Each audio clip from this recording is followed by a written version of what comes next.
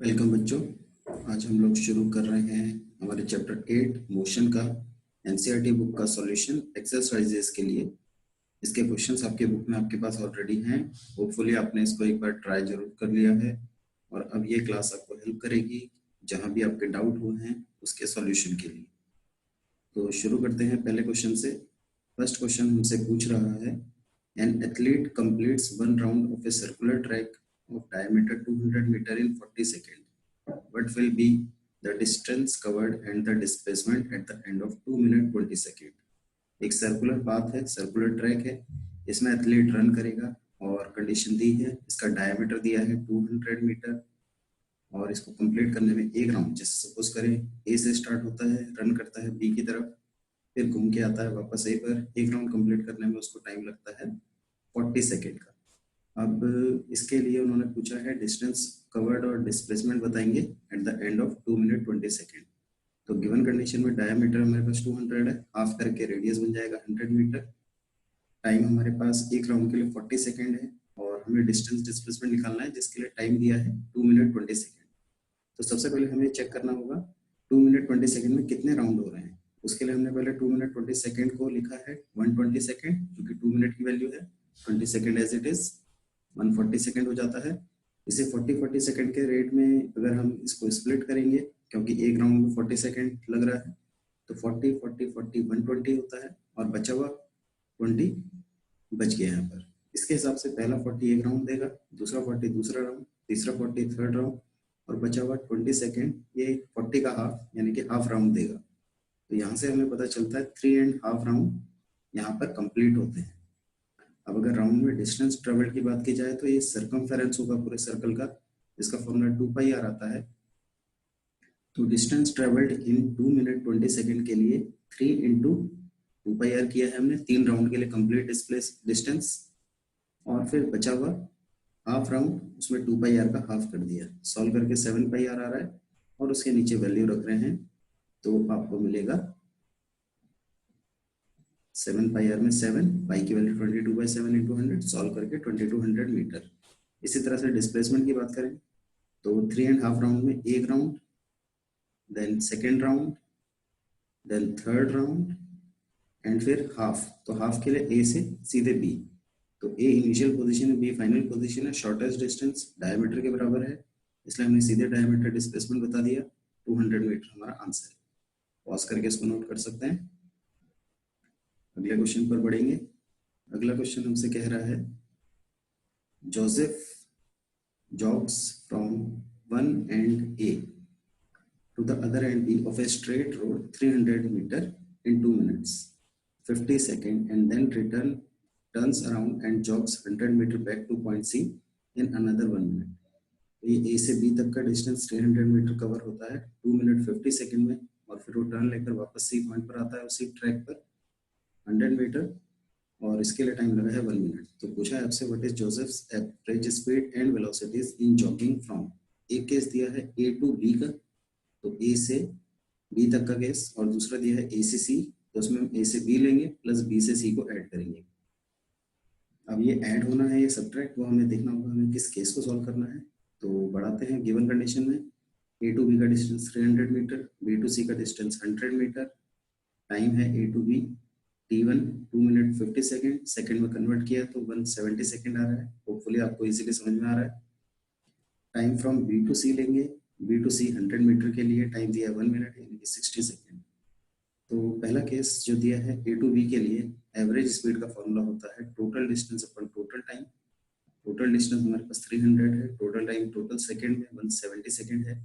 Solve किया तो 30/17, एक जीरो से जीरो काट दिया है और आगे फर्दर सॉल्व करके हमारा आंसर है 1.76 मीटर पर सेकेंड। इसके बाद एवरेज वेलोसिटी की बात करेंगे तो इसका formula displacement upon total time है, 300/170 सेम रहेगा ए टू बी के लिए और सेम आंसर आ जाएगा। तो इसको पॉज करके नोट कर सकते हैं। सेकेंड पार्ट पर फिर बढ़ेंगे हम।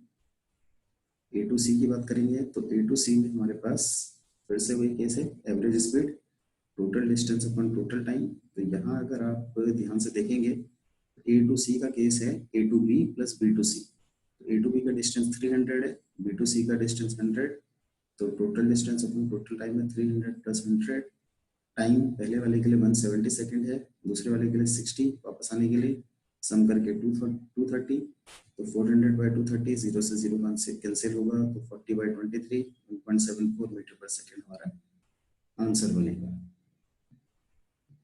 इसके बाद एवरेज वेलोसिटी की बात करें तो ये थोड़ा सा इंपॉर्टेंट सेगमेंट है। यहाँ पर डिस्प्लेसमेंट की हुई है, तो डिस्प्लेसमेंट अगर देखें तो इनिशियल पोजीशन और फाइनल पोजीशन का शॉर्टेस्ट डिस्टेंस होता है। टोटल 300 में से 100 हमें माइनस करना होगा तो जाके 200 बनेगा, या आप इसको ऐसे भी कह सकते हैं 300 लिया और फिर हमने माइनस किया है 100, क्योंकि बैकवर्ड डायरेक्शन में आया है रिड्यूस होते हुए, इसलिए माइनस लिया। बाकी टाइम माइनस नहीं होता कभी, ये हमेशा ऐड होगा, तो उसको ऐड किया है 200 अपॉन 230 यानी 20 बाई 23 और 0.87 मीटर पर सेकेंड, इसने हमें आंसर दे दिया। पॉज करके इसका सॉल्यूशन आपको मिल जाएगा। बढ़ते हैं थर्ड क्वेश्चन पर। थर्ड क्वेश्चन हमसे कह रहा है Abdul while driving to school computes the average speed for his trip to be 20 km per hour. On his return trip along the same route, there is less traffic and the average speed is 40 km per hour. What is the average speed for Abdul's trip? तो case है home to school का case. जाते हुए speed दी है 20 kilometre per hour, वापस आते हुए दी गई है 40 किलोमीटर पर आवर। डिस्टेंस हम होम टू स्कूल का मान लेते हैं x, क्योंकि हमें दिया नहीं है। तो एवरेज स्पीड है 20 kilometre per hour home to school के लिए, स्कूल टू होम के लिए वो बढ़ गई है, लेस ट्रैफिक की वजह से 40 हो गई। अब स्पीड का हम फॉर्मूला जानते हैं डिस्टेंस अपॉन टाइम, उसी को रीअरेंज करके हमने स्पीड और टाइम को इंटरचेंज किया है। तो टाइम का फॉर्मूला डिस्टेंस अपॉन स्पीड। तो अगर हम टाइम होम टू स्कूल की बात करें तो डिस्टेंस x है, स्पीड 20 है, रेशो करके r में आंसर है टाइम का। Time from school to home करेंगे तो ये x अपॉन 40 आ जाएगा सेम मेथड से। टोटल ट्रिप का टोटल टाइम चाहिए, क्योंकि हमें बात एवरेज की करनी है, तो दोनों टाइम को सम करेंगे, x upon 20 plus x upon 40। LCM 40 है, 22 टाइम्स 40 होता है तो ऊपर 2x आ गया, 41 टाइम होता है तो सिंपली x रहा। तो आंसर टोटल टाइम का आ रहा है 3x अपॉन 40। इसकी हमें आगे जरूरत पड़ेगी। तो average speed for whole trip का formula total distance upon total time. Total distance home to school x, school to home वापस x, तो x प्लस x और टाइम टोटल t। तो उसके बाद का काम वैल्यू सब्स्टिट्यूशन का है, x x कैंसिल करेंगे, सॉल्व होकर 80/3 यानी कि 26.67 किलोमीटर पर आवर हमारा आंसर है। पॉज करके नोट कर सकेंगे, आगे बढ़ेंगे। तो फोर्थ क्वेश्चन हमसे बोल रहा है a motorboat starting from rest on a lake accelerates in a straight line at constant rate of 3 metre पर सेकंड स्क्वायर। ये आपको एक्सेलरेशन दिया है और 8 सेकंड टाइम भी दिया है। How far does the boat travel during this time? कुछ बच्चों को लगता है क्वेश्चंस में वैल्यूज दी जाती हैं तो कैसे पता चलेगा इक्वेशन और मोशन पर सॉल्व करना है या नॉर्मल फॉर्मूले से। तो सबसे अच्छी पहचान हमें ये देता है जो कि एक्सेलरेशन। जिस क्वेश्चन में एक्सेलरेशन आ जाए समझ जाइए इक्वेशन ऑफ मोशन का यूज करने की तैयारी शुरू हो चुकी है। तो गिवन कंडीशन में स्टार्टिंग फ्रॉम रेस्ट था, इसलिए इनिशियल स्पीड 0, एक्सेलरेशन हमें 3 मीटर पर सेकंड स्क्वायर दिया है, टाइम 8 सेकंड है, डिस्प्लेसमेंट निकालने के लिए बोल रहे हैं। तो गिवन कंडीशन के हिसाब से देखेंगे तो एस का फॉर्मूला सेकंड और थर्ड इक्वेशन से आता है, और सेकंड इक्वेशन में टाइम और इनिशियल स्पीड होती है, इसलिए हमने सेकंड इक्वेशन का इस्तेमाल किया है। सेकंड इक्वेशन ऑफ मोशन से s is equals to ut plus half at square. बाकी तो मैथमेटिकल एंजॉयमेंट है। Value substitution u0 time 8, half a की वैल्यू 3 है, टाइम 8 स्क्वायर, सॉल्व करेंगे तो ये पर 0 है, यहाँ से 8 का स्क्वायर 64 हो जाएगा, 64 का हाफ 32, 32 इंटू 3 96 मीटर आपका आंसर। Simple question. आगे बढ़ेंगे तो फिफ्थ क्वेश्चन में a driver of a car traveling at 52 km per hour applies the brakes and accelerates uniformly in the opposite direction. The car stops in 5 seconds. Another driver going at 3 km per hour in another car applies his brakes slowly and stops in 10 seconds. On the same graph paper, plot the speed versus time graph for the two cars. Which of the two cars traveled farther after the brakes were applied? देखेंगे क्या है यहाँ पर। First car के लिए condition दी है, उसकी initial speed है 52 किलोमीटर पर आवर, बट हमें मीटर पर सेकंड में करना होगा क्योंकि टाइम हमें सेकंड में दिया है। सिंपल मेथड होता है 5/18 से मल्टीप्लाई कर दो तो मीटर पर सेकंड में कन्वर्जन हो जाता है। आप चाहें तो यहाँ पर सॉल्व करके वैल्यू निकाल सकते हैं। मैंने सिंपल कैलकुलेशन के लिए इसको एज इट इज छोड़ दिया है। टाइम 5 सेकेंड, डिस्प्लेसमेंट आपको कैलकुलेट करना है। तो फर्स्ट इक्वेशन से हमें v equal to u plus a t लगाकर 0 इज इक्वल्स टू v की वैल्यू, क्योंकि फाइनल स्पीड ब्रेक लगाने पर 0 हो जाती है। केस ऐसा दिया है कि कार है जो 52 किलोमीटर पर आवर की स्पीड पर चल रही है, ब्रेक लगाया और वो रुक जाती है 5 सेकंड में, तो फाइनल स्पीड उसकी 0 होगी। इनिशियल स्पीड हमारे पास है, एक्सेलरेशन है और टाइम है, और यहाँ से एक्सेलरेशन सॉल्व करा रहा है -52/18। इस पार्ट को उठा के हमने उधर कर दिया, 5 से 5 कैंसिल हो गया, तो एक आंसर -52/18 बन जाएगा। और माइनस इसको होना भी चाहिए था क्योंकि ब्रेक लगाने का केस है। तो हमारी कैलकुलेशन सही चल रही है। Now using third equation of motion, v square is equals to u square plus 2s, v 0 है, u की वैल्यू रखी है 2, ये हम निकाल चुके थे, वो रखा है, s हमें निकालना है। ये माइनस पार्ट दूसरी तरफ जाएगा तो इसको प्लस बना देगा, बाकी का पार्ट एज इट इज रह गया है। इसमें हमने 52/18 का स्क्वायर अलग किया और ये 5 का स्क्वायर अलग, बाकी पार्ट एज इट इज है। 52/18 एक पार्ट कट गया है, एक पार्ट बच गया है, 2 को नीचे लेकर आएंगे और हमारा सॉल्यूशन होगा 36.11 मीटर। तो ये पहले पार्ट के लिए आंसर सॉल्व हो चुका है, नोट कर लेंगे। उसके बाद सेकंड कार के लिए अगर देखेंगे तो सेकंड कार में u हमें 3 दिया है, कन्वर्ट करने का तरीका पहले की तरह है, टाइम इस बार 10 सेकंड दिया है, तो सेम मेथड फर्स्ट इक्वेशन की मदद से v equal to u plus a t, v 0 हो गया, फिर से रेस्ट होने पर, रुक जाने पर, ब्रेक लगने के बाद u की वैल्यू सब्स्टिट्यूट की है a और d, तो a यहाँ से भी नेगेटिव आ रहा है, यानी कि ब्रेकिंग का केस। फिर से थर्ड इक्वेशन ऑफ मोशन से डिस्टेंस निकाल लेंगे, सेम मेथड से, सिंपल कैलकुलेशन है, गो थ्रू कर सकते हैं, और सॉल्व होकर हमारा आंसर आ रहा है 8.33 मीटर। हमसे पूछा है कौन सी कार ज़्यादा डिस्टेंस ट्रेवल कर रही है, तो पता चल रहा है फर्स्ट कार का डिस्टेंस है 36.11 मीटर, जबकि सेकंड कार के लिए है 8.33 मीटर। तो जो एक पार्ट इसमें पूछा है which car travel further, that is first car. अच्छा, इसमें एक और ग्राफ पूछा है और बहुत इंपॉर्टेंट है, उसको जरा समझेंगे। ये ग्राफ जो हमने बनाया है स्पीड वर्सेस टाइम का ग्राफ है, और स्पीड वर्सेस टाइम के ग्राफ में स्पीड को हमने डिक्रीज होते हुए दिखाया है, ये ब्रेकिंग का केस है। स्पीड स्टार्टिंग में ज्यादा थी, ये रेड वाले लाइन एक कार को इंडिकेट कर रही है, स्पीड कम होती गई और ये 0 हो गई। ऐसी दूसरी कार, इसकी भी स्पीड कम होती गई और ये 2 हो गई। फर्स्ट कार जिसके लिए टाइम दिया था 5 सेकेंड का, तो 0 से लेकर यहाँ तक का टाइम 5 सेकेंड, लेकिन इसकी इनिशियल स्पीड 52 थी, तो हमने इसको यहाँ स्पीड में ऊपर रखा है, लेकिन टाइम कम लगा तो स्पीड में हमने लेस रखा है। लेकिन आप सेकंड कार की बात करेंगे तो उसकी स्पीड 3 किलोमीटर पर आवर है, उसमें 3 रखा है, और यहाँ ये ज़्यादा लिया है 10। तो इस बात का ध्यान रखना है कि कौन सी कार किसको बता रही है। पहले वाली रेड लाइन बता रही है फर्स्ट कार के लिए, थर्ड लाइन बता रही है सेकेंड कार के लिए। ठीक है, तो बढ़ेंगे आगे और देखेंगे क्वेश्चन नंबर 6। तो क्वेश्चन नंबर 6 में दिया है डिस्टेंस टाइम ग्राफ दिया गया है 3 ऑब्जेक्ट्स के लिए, study the graph and answer the following. बहुत इंपॉर्टेंट है, ग्राफिकल कॉन्सेप्ट का हमने एक वीडियो डाला हुआ है, अगर आपको ग्राफिकल स्टडी अभी तक नहीं आती है तो उसको जरा 1 या 2 बार जरूर देखेंगे, तभी जाकर ये क्वेश्चन आपके दिमाग में अच्छे से बैठ पाएंगे। तो यहाँ पर जो क्वेश्चन में बोला गया है, ग्राफ हमें दिया है, डिस्टेंस किलोमीटर में है, टाइम आवर में है, तो ग्राफ को देखते हुए बताना है विच of the 3 is travelling fastest, सबसे ज्यादा स्पीड से कौन चल रहा है। तो सबसे ज्यादा स्पीड के लिए इस बात का ध्यान रखना है कि सबसे ज़्यादा डिस्टेंस ट्रेवल होना चाहिए और टाइम जितना कम हो उतना अच्छा है। तो अगर हम देखेंगे तो बी, सी और ए तीनों सेम डिस्टेंस ट्रेवल कर रहे हैं, तो डिस्टेंस ट्रेवल सबका सेम है मैक्सिमम वैल्यू पर।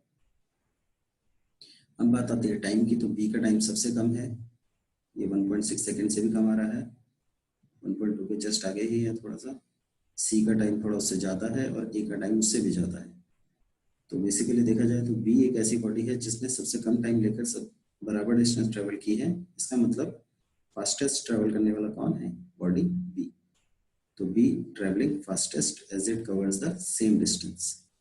Are all the 3 ever at same point on the road, क्या तीनों एक ही पॉइंट पर होंगे रोड पर, तो बिल्कुल, क्योंकि तीनों ने डिस्टेंस ट्रेवल सेम लिया है, इनका डिस्टेंस ट्रेवल फाइनल पोजीशन का सेम है, तो इस वजह से हम इनको बताएंगे ये एक ही पॉइंट पर आपको मिलेंगे।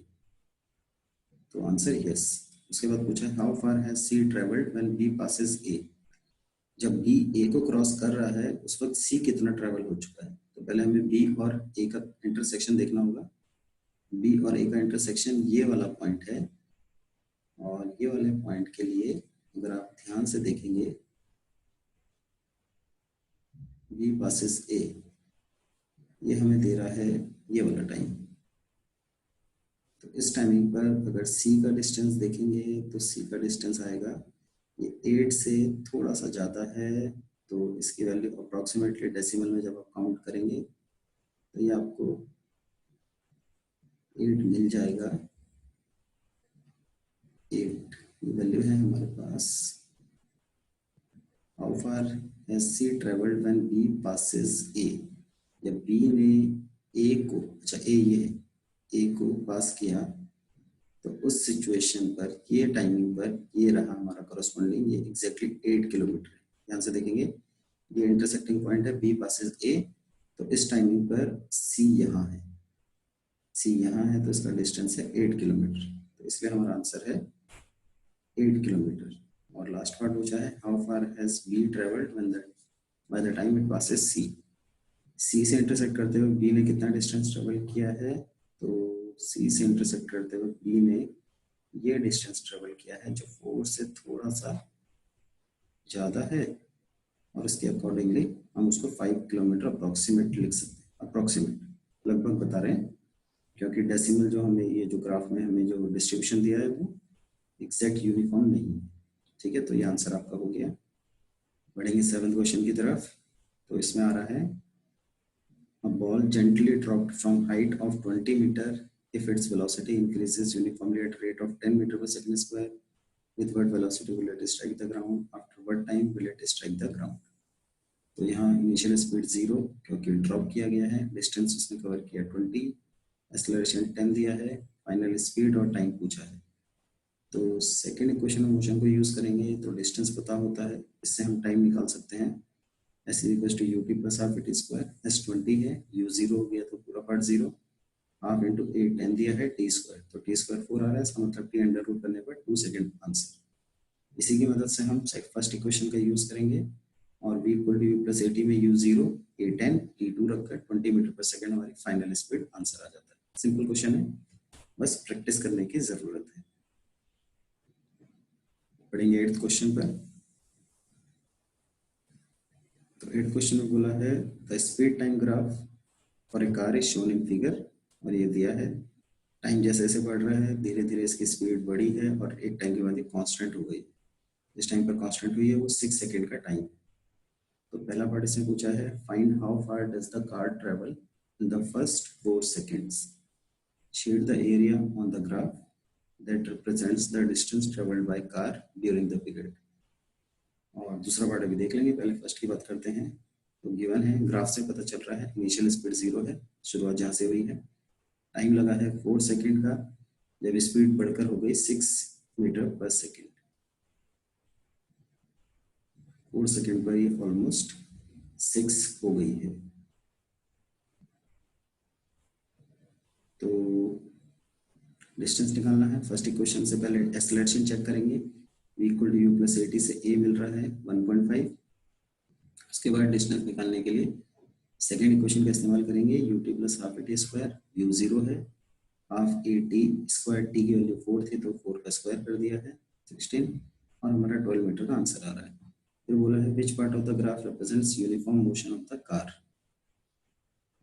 अच्छा, इसमें इन्होंने शेड करने के लिए भी बोला था। तो पहले ये जो 12 मीटर का डिस्टेंस है, हमारा स्पीड टाइम ग्राफ का एरिया होता है, इसलिए रेड पोर्शन जहां तक स्पीड बढ़ी है 4 सेकंड के अंदर उसको हमने शेड कर दिया। रेड पोर्शन 12 मीटर की वैल्यू को इंडिकेट कर रहा है डिस्टेंस ट्रेवल्ड को।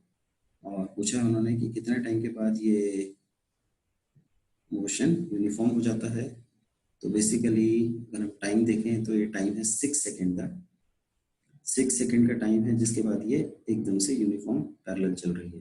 तो डिस्टेंस यूनिफॉर्म होने के लिए, मोशन यूनिफॉर्म होने के लिए after 6 second motion becomes uniform. आते हैं सेकेंड लास्ट क्वेश्चन पर। सिंपल कॉन्सेप्ट बता रहा है state which of the following situations are possible and give the example, give an example for each of these. First है an object with a constant acceleration but zero velocity. Yes it is possible. जब आप किसी object को ऊपर की तरफ throw करते हैं तो मान लीजिए नीचे से आपने ऊपर थ्रो किया तो हाइट पर जाते जाते थोड़ी देर के लिए रुकता है, वहां पर उसके पास एक्सेलरेशन होता है g, acceleration due to gravity, but उस हाईएस्ट पॉइंट पर उसकी वेलोसिटी 0 हो जाती है, तो ये हमारा पॉसिबिलिटी का केस बनता है। दूसरा बोला है an object moving in certain direction with an acceleration in the perpendicular direction. कह रहे हैं बॉडी इस तरीके से मूव करेगी कि उसका जो एक्सेलरेशन है वो परपेंडिकुलर डायरेक्शन में होना चाहिए। तो ऐसा भी पॉसिबल है जब हम किसी ऑब्जेक्ट को हॉरिजॉन्टली थ्रो करते हैं ग्राउंड से ऊपर जाकर, तो हॉरिजॉन्टल मोशन, उसका मोशन तो हॉरिजॉन्टल होगा स्टार्टिंग में, फिर वो नीचे गिरने लगता है कर्व होकर, बट स्टार्टिंग में हॉरिजॉन्टल मोशन, लेकिन एक्सेलरेशन उसका डाउनवर्ड होगा जी की फॉर्म में, और ये परपेंडिकुलर को इंडिकेट करेगा। अदरवाइज आप इसकी जगह एक एग्जांपल और दे सकते हैं, सर्कुलर मोशन का एग्जांपल। सर्कुलर मोशन के एग्जांपल में भी एक एक्सेलरेशन हमेशा सेंटर की तरफ होता है जो सर्कमफेरेंस पर 90 डिग्री होगा, वो केस यूनिफॉर्म सर्कुलर मोशन का होगा। वहां पर एक्सेलरेशन सेंटर की तरफ जो कि परपेंडिकुलर टू द मोशन हो। एक एग्जांपल वो भी आप रख सकते हैं। और फाइनली हम लास्ट क्वेश्चन की बात करते हैं। तो यहाँ पर हमसे बोला गया है an artificial satellite is moving in circular orbit of radius 42250 kilometer. Calculates its speed if it takes 24 hours to revolve around the earth. Radius अगर 42250 किलोमीटर है और टाइम 24 आवर्स है, तो सिंपल सा स्पीड का फॉर्मूला डिस्टेंस अपॉन टाइम है। Distance एक round के लिए 2πr होता है, टाइम t, तो 2 पाई की वैल्यू 3.14 भी रखी है, आप चाहे तो 22/7 रख सकते हैं। 42250 किलोमीटर में है और टाइम आवर में सॉल्व करेंगे तो 11055 किलोमीटर पर आवर हमारा आंसर बनता है। तो इसी के साथ हमने पहले चैप्टर का एक्सरसाइज का सेगमेंट कंप्लीट किया। होपफुली आपको ये समझ में आया होगा। कहीं कोई डाउट है तो इसको एक बार फिर से जरूर देख लें, जरूर डेफिनेटली आपको समझ में आ जाएगा। उसके बाद भी कोई डाउट रहता है तो जरूर हमें बताएं इसके बारे में। हम कोशिश करेंगे जितना ज़्यादा से ज़्यादा आपकी प्रॉब्लम्स को रेक्टिफाई कर सकें, उतना अपनी तरफ से जरूर कोशिश करेंगे। तो आज की क्लास में इतना ही, बाकी मिलेंगे आपसे अगली क्लास में और नए क्वेश्चंस और एक्सरसाइजेस के साथ। तब तक के लिए टेक केयर, गुड बाय।